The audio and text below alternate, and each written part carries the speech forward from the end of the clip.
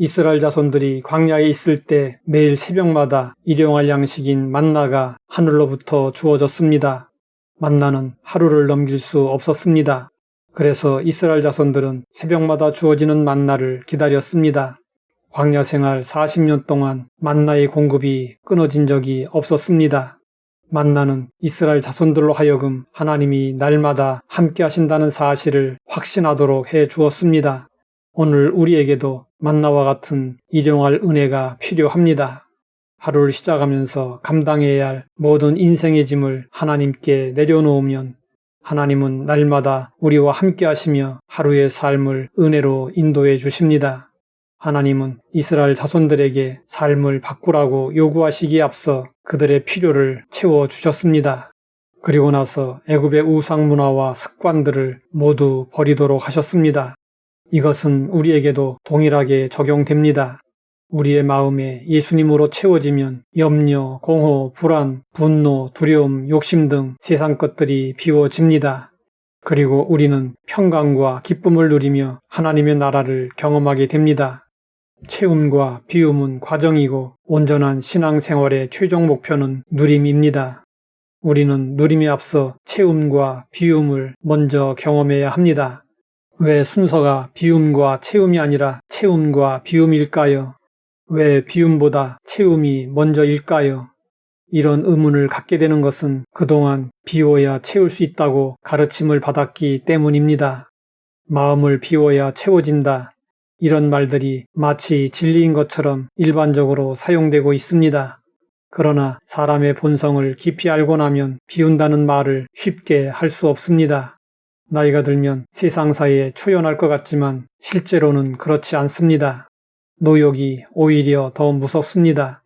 사람이 죽음을 맞이하는 가장 이상적인 방식은 무엇일까요? 내적, 외적 일체를 내려놓는 것입니다.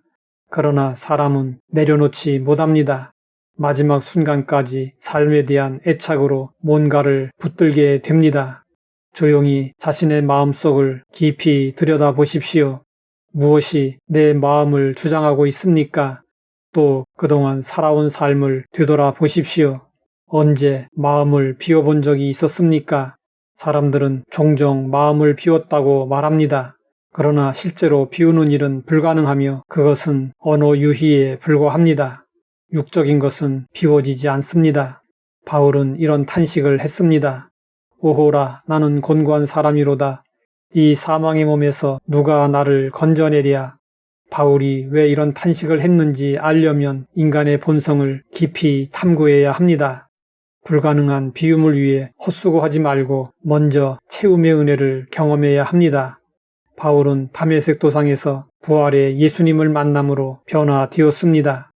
이후 그는 모든 것을 버리고 그리스도의 십자가와 부활을 전하는 데 온전히 헌신했습니다.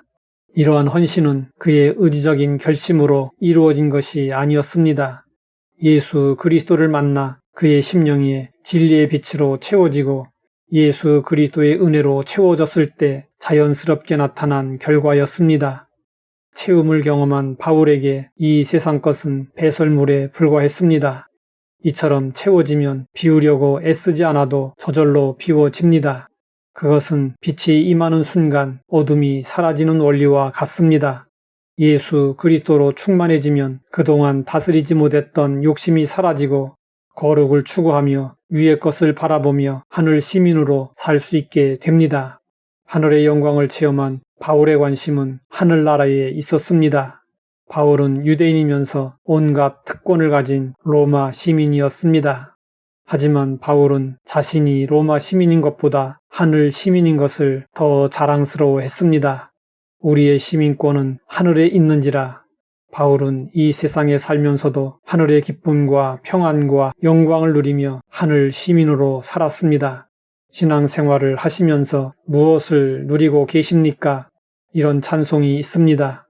예수로 나의 구주 삼고 성령과 피로써 거듭나니 이 세상에서 내 영혼이 하늘의 영광 누리도다. 이것이 나의 간증이요 이것이 나의 찬송일세.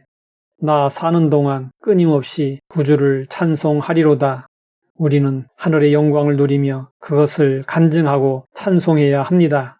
그런데 성도들이 생각하는 누림은 아쉽게도 세속적 개념의 누림입니다. 그래서 물질적으로 복을 받고 출세하고 성공한 것만 간증합니다. 정말 중요한 것은 영적 누림입니다. 좁은 길을 걸으면서도 주님으로 인하여 밤낮 기뻐하는 사람이 있습니다.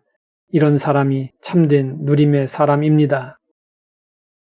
하나님 아버지, 채움과 비움과 누림의 은혜를 알게 하시니 감사합니다. 예수님으로 채워지게 하시고 하늘의 영광을 누리게 하옵소서. 예수님의 이름으로 기도드립니다.